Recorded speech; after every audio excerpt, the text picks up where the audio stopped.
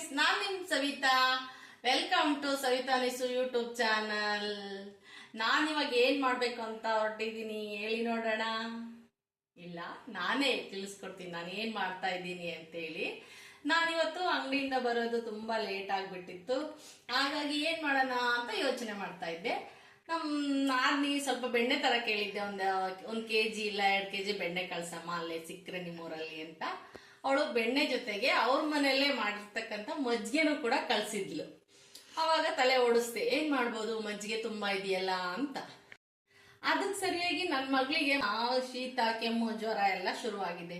ಅದಕ್ಕೆ ಅದು ಮನೆ ಮದ್ದು ತರನು ಕೆಲಸ ಮಾಡುತ್ತೆ. ಈ ಮಜ್ಜಿಗೆ ಸಾರು ಅಂತೇಳಿ ಅಥವಾ ಮೆಣಸು ಮಜ್ಜಿಗೆ ಹಾಕಿ ಮೆಣಸು ಮಜ್ಜಿಗೆ ಹುಳಿ ಅಂತ ಹೇಳಿ ಮಾಡಿ ಅವಳಿಗೆ ಬಡಿಸಿದ್ರೆ ಅವಳಿಗೂ ಚೆನ್ನಾಗಿ, ನಮಗೆಲ್ರಿಗೂ ಚೆನ್ನಾಗಿ. ಈ ಶೀತದಿಂದಲೇ ಗಂಟ್ಲು ಕೆಟ್ಟಿದ್ರೆ ತುಂಬಾ ರಿಲೀಫ್ ಆಗುತ್ತೆ, ಒಂಥರ ಫ್ರೀ ಅನ್ಸುತ್ತೆ. ಮೆಣಸು ಬಹಳ ಬಳಸೋದ್ರಿಂದ ತುಂಬಾ ಅದೊಂದು ರೆಮಿಡಿ ಆಗಿ ನಮ್ಗೆ ರಕ್ಷಣೆ ನೀಡುತ್ತೆ ಅಂತೇಳಿ ನಾನಿವತ್ತು ನಿಮಗೆ ಮಜ್ಜಿಗೆ ಸಾರು ಮಾಡಿ ತೋರ್ಸೋಣ ಅಂತ ಹೊರಟಿದ್ದೀನಿ.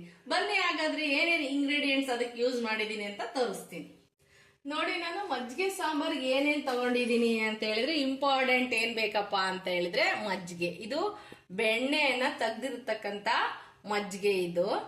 ಅದಕ್ಕೆ ನಾನು ಇದು ತುಂಬಾ ತೆಳುವಾಗುತ್ತೆ ಇದು, ಯಾಕೆಂದ್ರೆ ಬಿಸಿ ಮಾಡೋ ಸಾಂಬಾರ್ ಆಗಿರೋದ್ರಿಂದ ಮಜ್ಜಿಗೆ ನೀರೊಡೆದು ತೆಳ್ಳಗಾಗುತ್ತೆ ಅಂತ ಹೇಳ್ಬಿಟ್ಟು 1-2 ಟೇಬಲ್ ಸ್ಪೂನು ಅಕ್ಕಿನ 1 ಗಂಟೆ ಮುಂಚೆನೆ ನೆನೆ ಹಾಕಿಟ್ಟಿದ್ದೆ.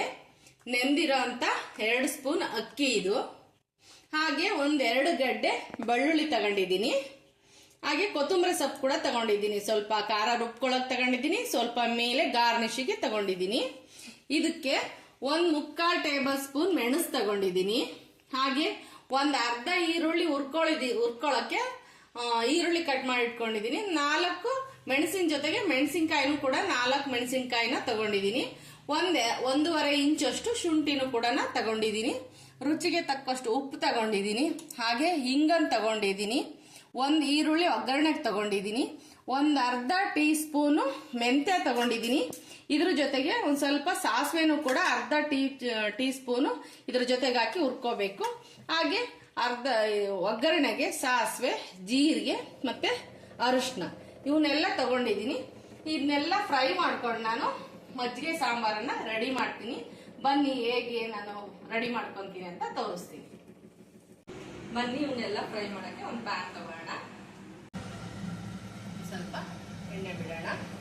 ಇವನ್ನೆಲ್ಲನೂ ಫ್ರೈ ಮಾಡ್ಕೋಬೇಕು. ಒಂದೊಂದಾಗಿ ಫ್ರೈ ಮಾಡ್ಕೊಳ್ಳೋಣ.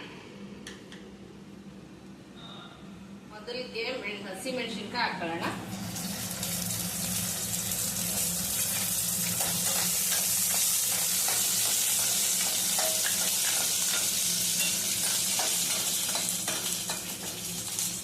ಸ್ವಲ್ಪ ಈರುಳ್ಳಿನೂ ಹಾಕೋಣ.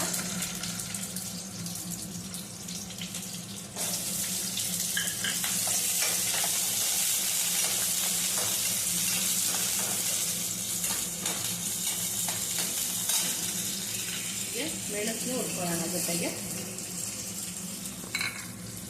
ಮತ್ತೆ ಮೆಂತ್ಯ ಹಾಕ್ತಾ ಇದ್ದೀನಿ.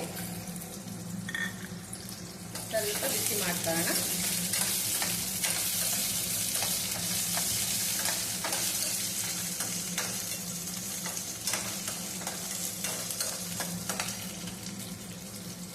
ಒಂದು ಸ್ವಲ್ಪ ಸಾಸಿವೆನೂ ಹಾಕ್ತೀನಿ. ಇದೆಲ್ಲನೂ ಗ್ರೈಂಡ್ ಮಾಡ್ಕೋಬೇಕು.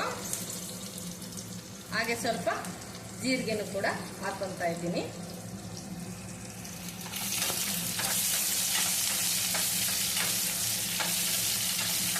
ಹಾಗೆ ಶುಂಠಿ ತಗೊಂಡಿದ್ವಲ್ಲ, ಶುಂಠಿನೂ ಕೂಡ ಬಿಸಿ ಮಾಡ್ಕೊತೀನಿ.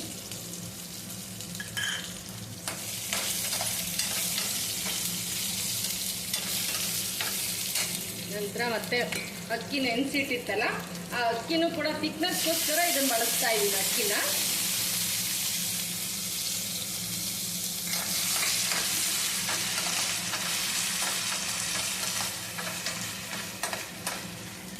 ಹಾಗೆ ಸ್ವಲ್ಪ ಅರಿಶಿನ ಹಾಕ್ಕೊಂತೀನಿ. 1 ಚಮಚ ಒಗ್ಗರಣೆಗೆ 1 ಚಮಚ ಹಾಕ್ತೀನಿ. ಈ ಫ್ರೈಗೆ 1 ಚಮಚ ಹಾಕಿ ಫ್ರೈ ಮಾಡ್ಕೊತೀನಿ. ಹಾಗೆ ಸ್ವಲ್ಪ ಬೆಳ್ಳುಳ್ಳಿನೂ ಬಿಸಿ ಮಾಡೋಕೆ ಹಾಕ್ಕೊತೀನಿ. ಇವತ್ತು ಸ್ವಲ್ಪ ಬಾಡಿಸ್ಕೊಂಡು ಒಂದು ಮಿಕ್ಸಿ ಜಾರ್ ತಗೊಂಡು ಇದನ್ನು ನುಣ್ಣಗೆ ಗ್ರೈಂಡ್ ಮಾಡ್ಕೋಬೇಕು. ನಾನಿವಾಗ ಬ್ಲೆಂಡರ್ಗೆ ಇದೆಲ್ಲ ಫ್ರೈ ಮಾಡ್ಕೊಂಡಿರೋದನ್ನೆಲ್ಲ ಹಾಕೋತೀನಿ.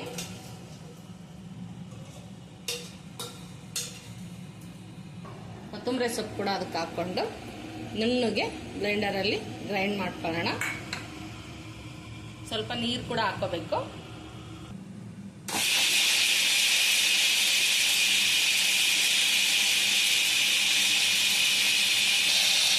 ಇದು ಒಂಥರ ದಿಢೀರ್ ರೆಸಿಪಿ ಇದ್ದಂಗೆ. ನೋಡಿ ಇವಾಗ ಈ ತರ ನೈಸ್ ಬಂದಿದೆ ಅಂತ. ಈ ತರ ನಯಸ್ಸ ರುಬ್ಕೋಬೇಕು. ಈ ತರ ರುಬ್ಕೋಬೇಕೆಲ್ಲ ನಯಸ್ಸಾಗಿ. ಒಗ್ಗರಣೆಗೆ ಪಾತ್ರೆ ಇಡೋಣ. ಹಾಗೆ ನಾನು ಸಫೋಲಾ ಆಯಿಲ್ನ ಯೂಸ್ ಮಾಡ್ತೀನಿ. ಒಗ್ಗರಣೆಗೆ ಎಣ್ಣೆ ಹಾಕೊಳ್ಳೋಣ.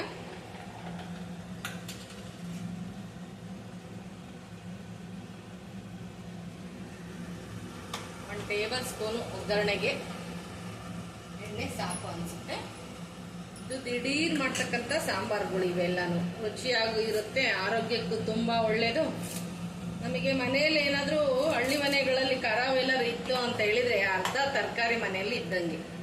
ಏನ್ ಅನ್ಕೊಂತೀವೋ ಅದನ್ನ ಚಟ್ಪಟ್ ಅಂತ ಮಾಡ್ಕೋಬಹುದು. ಮೊಸರು ಹುಳಿ, ಮಜ್ಜಿಗೆ ಹುಳಿ, ಹಾಲು ಸಾರು, ಹಾಲು ಬಜ್ಜಿ ಇಂಥವೆಲ್ಲ ಅಡುಗೆಗಳ್ನು ಅದರಿಂದ ಮಾಡ್ಬೋದು. ಈಗ ಇದಕ್ಕೆ ಸಾಸಿವೆ ಹಾಕೊಳ್ಳೋಣ. ಚಟ್ಪಟ ಅಂತ ಸಿಡಿಯುತ್ತೀವಿ ನೋಡ್ರಿ. ಜೀರಿಗೆ ಹಾಕೊಳ್ಳೋಣ. ಹಾಗೆ ಕರಿಬೇವಿನ ಸೊಪ್ಪು ಕೂಡ ಹಾಕ್ತಾ ಇದ್ದೀನಿ. ಸ್ವಲ್ಪ ಒಗ್ಗರಣೆಗೆ 2 ಹೆಸರು ಹಿಂಗೆ ಹಾಕ್ತೀನಿ.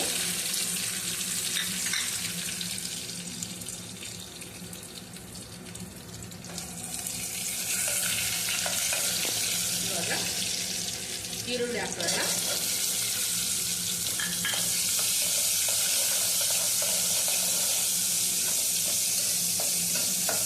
ಇದನ್ನ ರಾತ್ರಿ ಹೊತ್ತೇನೆ ಸಾಂಬಾರು ಜಾಸ್ತಿ ಮಾಡೋದು. ಇದನ್ನ ಗಂಟ್ಲಲ್ಲಿ ಕಫ ಏನಾದರೂ ಇತ್ತಂದ್ರೆ, ಶೀತ, ನೆಗಡಿ, ಕೆಮ್ಮು ಆದವ್ರಿಗೆ ಊಟ ಆದ್ಮೇಲೆ ತಟ್ಟೆಗೆ 1 ಲೋಟ ಸಾಂಬಾರು ಹಾಕೊಂಡು ಕುಡಿದು ಮಲ್ಕೊಂಡ್ಬಿಟ್ರೆ ಫ್ರೀ ಆಗುತ್ತೆ. ಬೆಳಗ್ಗೆ ಹೊತ್ತೊತ್ತಿಗೆ ಗಂಟೆ ನೋವು, ಕಫ ಏನಾದರೂ ಇತ್ತಂದ್ರೆ, ಕೆಮ್ಮಿದ್ರೆ ಸ್ವಲ್ಪ ಕಮ್ಮಿ ಆಗುತ್ತೆ ಅಂತೇಳಿ ಈ ಸಾಂಬಾರುಗಳು ರಾತ್ರಿ ಹೊತ್ತೇನೆ ಮಾಡೋದು. ಈ ಸಾಂಬಾರು ಮಜ್ಜಿಗೆ ಸಾರು ಅಂತ. ಸ್ವಲ್ಪ ಅರಶಿನ ಹಾಕೋಣ.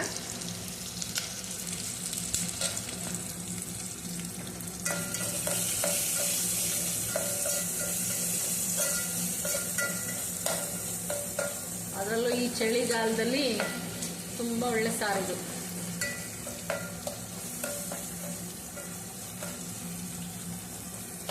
ಹಾಗೆ ಮಸಾಲೆ ಏನು ರುಬ್ಕೊಂಡಿದ್ವಲ್ಲ ನಾವು ಮಜ್ಜಿಗೆ ಹುಳಿಗೆ ಎಲ್ಲನೂ ಗ್ರೈಂಡ್ ಮಾಡಿಕೊಂಡು ಅದನ್ನ ಇದಕ್ಕೆ ಹಾಕ್ತಾ ಇದ್ದೀನಿ.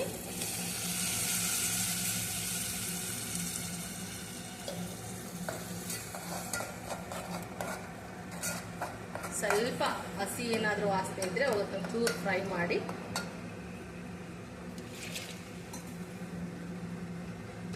ಹಾಕೊಂಡ್ರೆ ಹಸಿ ವಾಸನೆ ಎಲ್ಲ ಹೋಗುತ್ತೆ. ಇದಕ್ಕೆ ರಾಗಿ ಮುದ್ದೆ ಮಾಡಬಾರ್ದು. ಈ ಸಾಂಬಾರಿಗೆ ಜೋಳದ ಮುದ್ದೆ ಮಾಡಿದ್ರೆ ತುಂಬಾ ಚೆನ್ನಾಗಿರುತ್ತೆ. ಹಾಗೆ ಇದಕ್ಕೆ ಮಜ್ಜಿಗೆ ಸೇರಿಸೋಣ.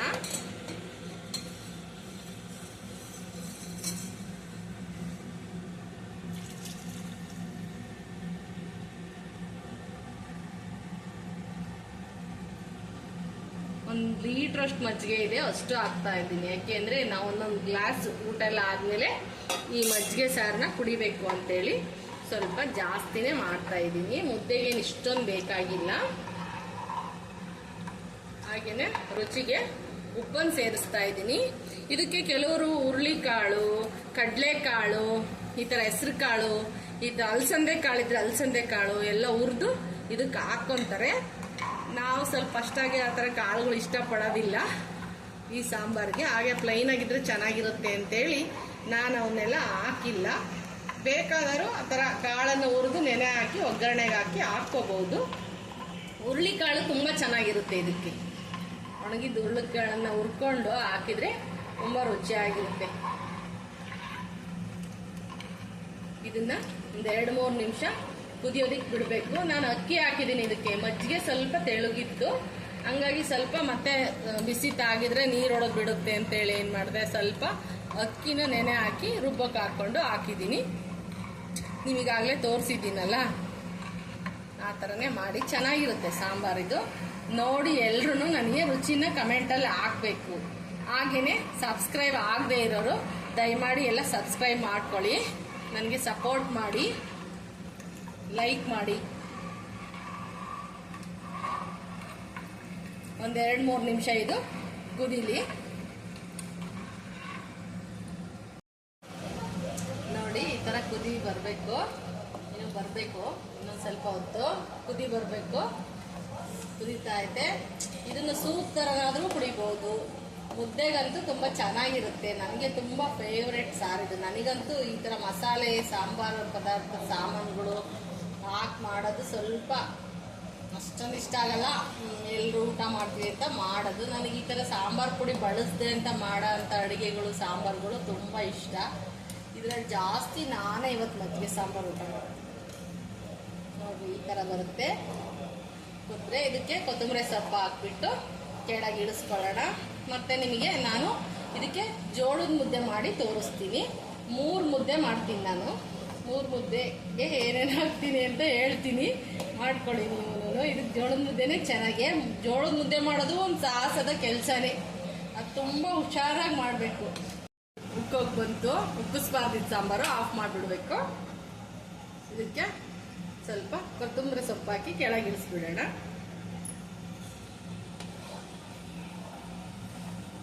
ಈ ಥರ ಆಗುತ್ತೆ. ಇನ್ನು ಆರಿದ್ಮೇಲೆ ತುಂಬ ಚೆನ್ನಾಗಾಗುತ್ತೆ.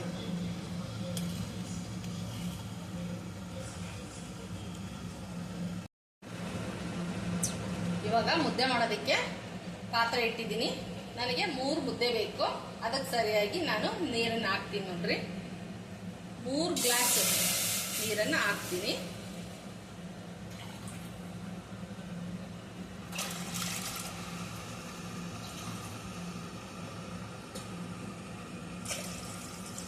ಮೂರು ಗ್ಲಾಸು ನೀರು ಹಾಕ್ತಾ ಇದ್ದೀನಿ.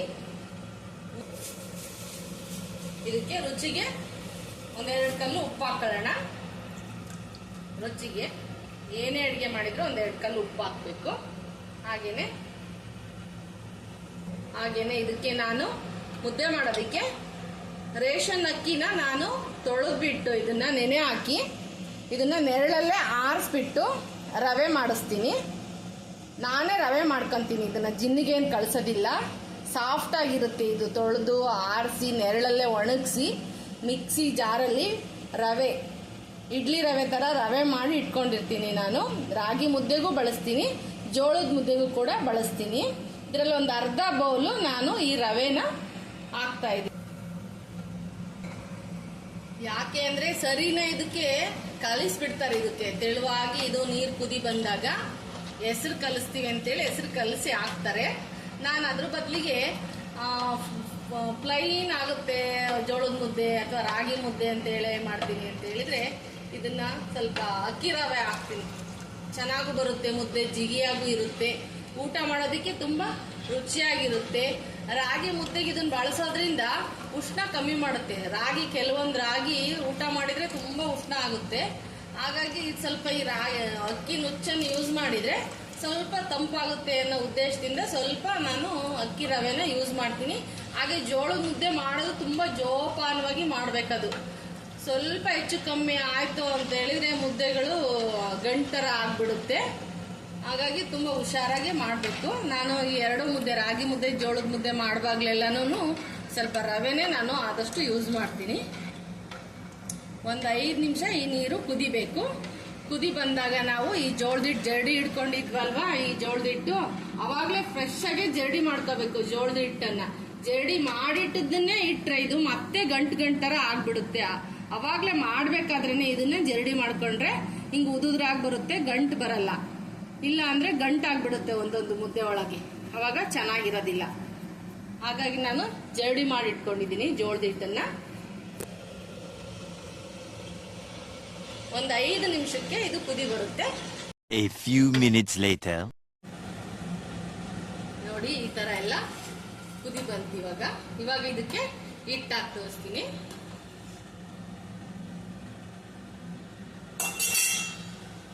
ಈ ಬೌಲಲ್ಲಿ ಒಂದು 2.5 ಬೌಲು ಹಿಟ್ಟು ಹಾಕೊಳ್ಳೋಣ.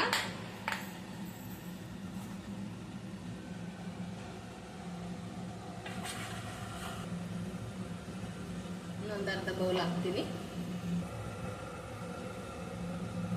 ಇದು ಇನ್ನೊಂದ್ಸಾರಿ ಕುದಿ ಬರಲಿ. ಜಾಸ್ತಿ ಕುದಿಸ್ಬಾರ್ದು ಜೋಳದ ಮುದ್ದೆನ.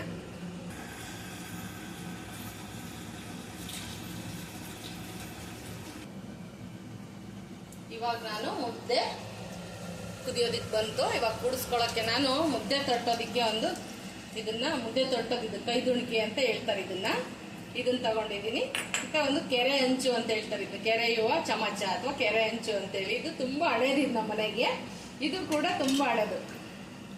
ಇದು ಕೂಡ ಮುದ್ದೆ ಕೋಲು. ಇದು ಮುದ್ದೆ ಕುಡ್ಸೋದಿಕ್ಕೆ ಚಿಕ್ಕದಾಗಿ 2-3 ಮುದ್ದೆ 5 ಮುದ್ದೆ ಒಳಗೆ ಇದು ಕುಡ್ಸೋದಿಕ್ಕೆ ಚೆನ್ನಾಗಿರುತ್ತೆ ಅಂತ ಚಿಕ್ಕದಾಗಿ ನಮ್ಮಮ್ಮ ಮಾಡಿಸ್ಕೊಂಡಿದ್ರು. ನನಗೆ ಕೊಟ್ಟಿದ್ದಾರೆ ಇದನ್ನ.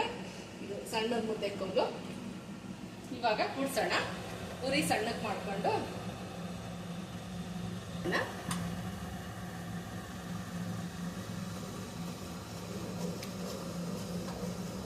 ಗಂಟು ಮಾಡಬಾರ್ದು, ನೀಟಾಗಿ ತಿರುಗೋಬೇಕು. ಮುದ್ದೆನ ಈ ಥರ ಹಲ್ವಾ ಥರ ಬರುತ್ತೆ. ಮೈಸೂರು ಪಾಕ ಮಾಡಿದಾಗ ಹೆಂಗೆ ಹಲ್ವಾ ಆ ಥರ ಹೆಂಗೆ ಬಿಟ್ಕೊಳ್ಳುತ್ತೆ ಎಲ್ಲ ಆ ಥರ ಕಾಣುತ್ತೆ. ಚೆನ್ನಾಗಿ ಬೆಂದಾಗ ಮುದ್ದೆ ಇಟ್ಟು ಈ ಥರ ಕಾಣುತ್ತೆ ನೋಡಿ.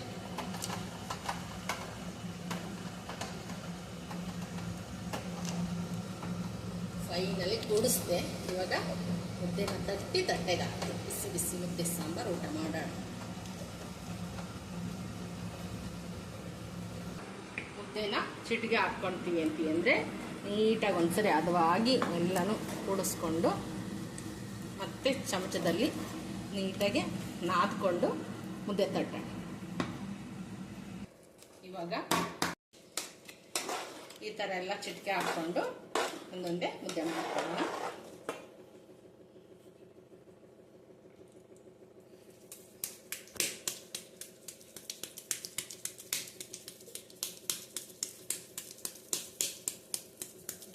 ನೋಡ್ರಿ ಚೆನ್ನಾಗಿ ಬಂತು ಮುದ್ದೆ. ಚೆನ್ನಾಗಿ ಬೆಂದರೆ ಕೈಗೆ ಏನು ಅಂಟ್ಕೊಳ್ಳೋದೇ ಇಲ್ಲ. ಸ್ವಲ್ಪ ಅರೆ ಬೆಂದಿದ್ರೆ ಕೈಗೆಲ್ಲ ಅಂಟ್ಕೊಳ್ಳುತ್ತೆ. ನೀಟಾಗಿ ಇದನ್ನೆಲ್ಲ ಮಗ್ಚಿ ತಗೊಳ್ಳೋಕ್ಕೋಸ್ಕರನೇ ಈ ಕೆರೆಂಚ್ ಅಂತ ಮಾಡಿದ್ದಾರೆ. ಇದನ್ನ ನಮ್ಮನೆ ತುಂಬ ಹಿಂದಿಂದನೇ ಇದೆ ಇದು.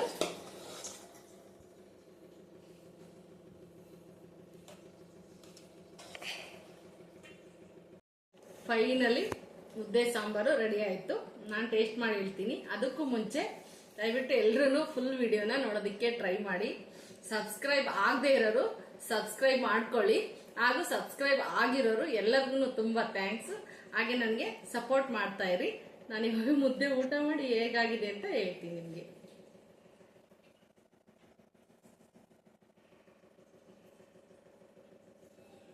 ತುಂಬ ಚೆನ್ನಾಗಾಗಿದೆ. ಖಾರವಾಗಿ ಮೆಣಸು ಹಾಕಿದ್ದೀನಲ್ಲ, ತುಂಬ ಚೆನ್ನಾಗಾಗಿದೆ. ನೀವು ಮಾಡಿಕೊಂಡು ಊಟ ಮಾಡಿ. ಮತ್ತೆ ಸಿಗೋಣ. ಬಾಯ್.